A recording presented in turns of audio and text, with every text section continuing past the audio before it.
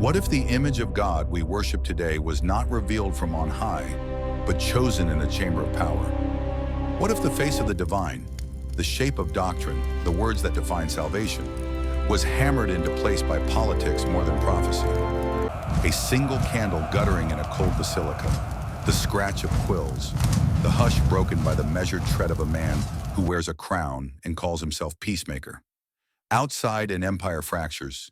Inside, a council argues not only about theology, but about unity, authority, and the future of a civilization. This is the question that should never be asked aloud. Could what we call sacred have been shaped by human calculation, by compromise and convenience? The stage is set for a story of contested scriptures and forgotten gospels, of voices silenced and a new orthodoxy inscribed in stone. In this opening, we refuse simple certainties and invite you to feel the vertigo of doubt, the unsettling realization that what you were taught might be only one version of a far more complicated past. This hook follows the project's established framework for beginning with a provocative what if and setting a tone of forbidden discovery. The year is AD 325. The Roman Empire, once held together by legions and marble, now trembles under the weight of belief. Christianity, once outlawed and hunted, has become the new force shaping hearts and minds. But with freedom came fracture. From Alexandria to Antioch, from Rome to Jerusalem, dozens of Christian sects battled not with swords, but with words. Who was Jesus? Was he divine by nature or chosen by God later?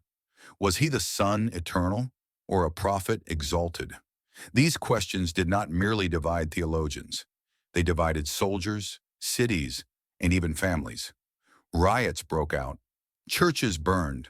Faith became civil war. And into this chaos stepped a man not known for piety, but for power, Emperor Constantine, a ruler who saw omens in the sky, who claimed victory beneath the sign of the cross, yet remained in truth a politician of the old Roman world. He did not seek salvation. He sought stability. To him, the church was not only a matter of heaven, it was the glue that could hold a fractured empire together.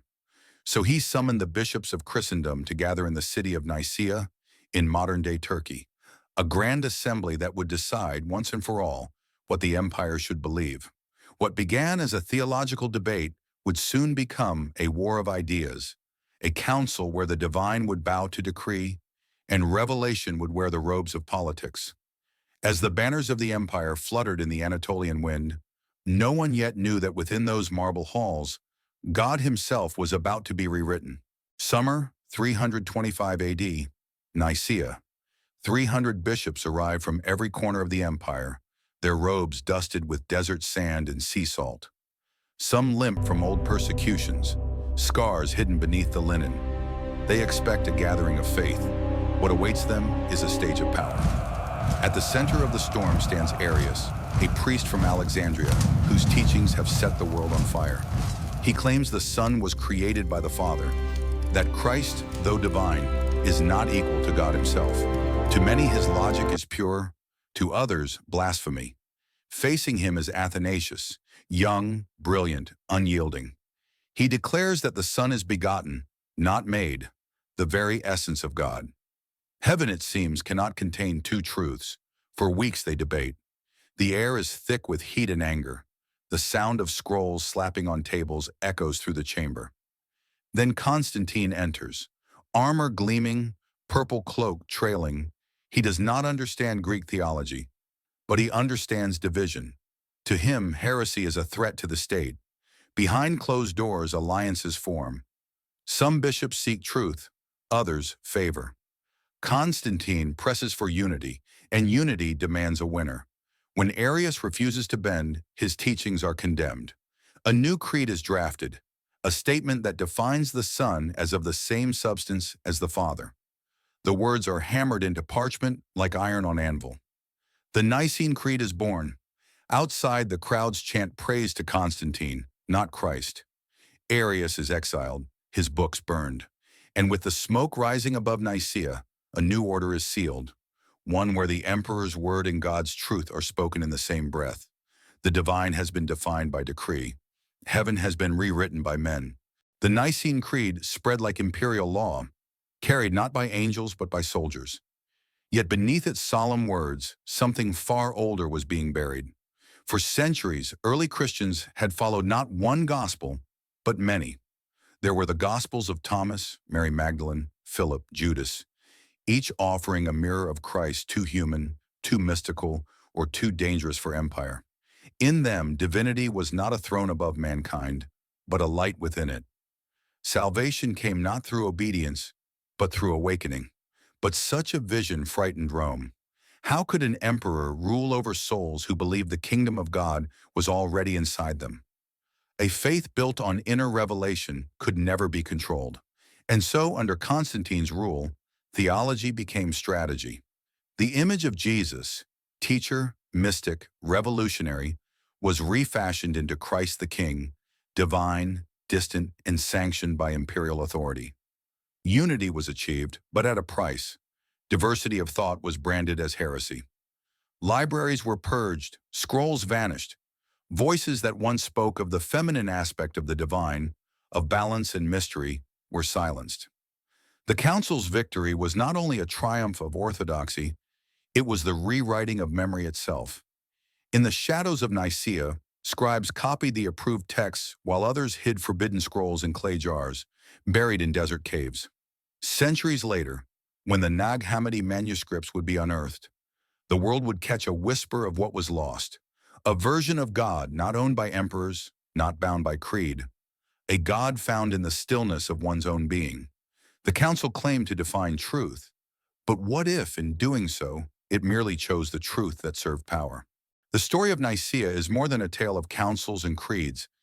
It is a mirror reflecting something timeless, the human hunger to define the divine.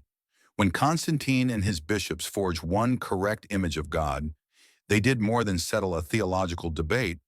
They reshaped the spiritual architecture of the Western world.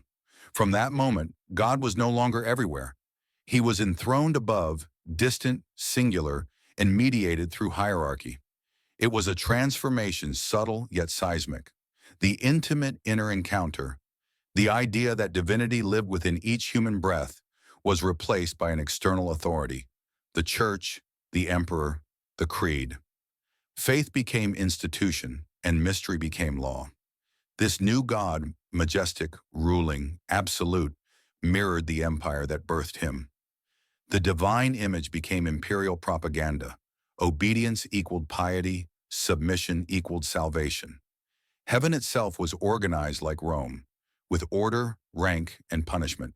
But beneath that golden theology lies a deeper question. When men create a single image of God, do they worship him or themselves? Perhaps every empire, in its thirst for control, remakes God in its own likeness. Perhaps the true divine, the one whispered of in those banned Gospels, was never lost, only silenced by the echo of power. For if God can be rewritten, then maybe divinity was never about certainty, but about seeking, the eternal search for what cannot be contained in doctrine or decree. Night falls over Nicaea. The council hall stands empty now. The candles burned down to pools of wax, the parchments sealed and stored in marble vaults. Outside, the empire sleeps, comforted by the illusion that heaven has been settled. But truth does not rest. It lingers. In the corners of monasteries, in the breath of monks copying texts they no longer understand, in the quiet of souls still searching for a God beyond decree. For centuries, humanity would bow to an image cast in stone and gold, reciting creeds that promised salvation but demanded silence. The living mystery became doctrine. The question became heresy. And the voice of the divine, once heard in dreams, in storms, in the stillness of the heart, faded into whispers only the brave would follow. But perhaps the true God was never rewritten, only forgotten. Perhaps he waits not in temples or councils, but in the space between belief and doubt, where faith is not a weapon of control but a flame of curiosity. Maybe every era must lose its God to find him again, not as a ruler above, but as a presence within. And so the question returns, ancient and undying. Did men create God in their image, or did they silence the God who refused to be owned? The answer lies not in history, but in the echo that still stirs when you dare to ask. If the truths of heaven can be rewritten, then perhaps every creed hides a question worth asking. What other stories, what other gods, were silenced beneath the march of empires? What manuscripts still lie buried, waiting for the world to listen again?